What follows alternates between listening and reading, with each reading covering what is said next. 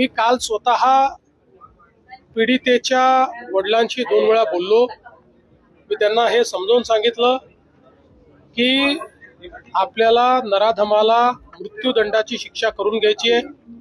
त्याकरता वेळेत चार्जशीट दाखल होणं आणि केस चालणं याकरता आम्ही माननीय हायकोर्टाच्या माध्यमातून सगळ्या गोष्टीला फास्ट ट्रॅकवर नेतो आहोत।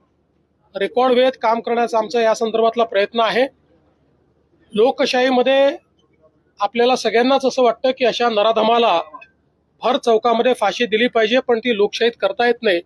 लोकशाही कायद्याने चालते, पण कोणाला कायद्याचा दुरुपयोग करता येऊ नये या दृष्टीने कुठलाही लूपहोल न ठेवता या नराधमाला यमसदनी कसं पाठवायचं, त्याला मृत्यूदंडाची शिक्षा कशी होईल अशा प्रकारचा संपूर्ण प्रयत्न हा राज्य शासनाच्या वतीनं त्या ठिकाणी केला जाईल।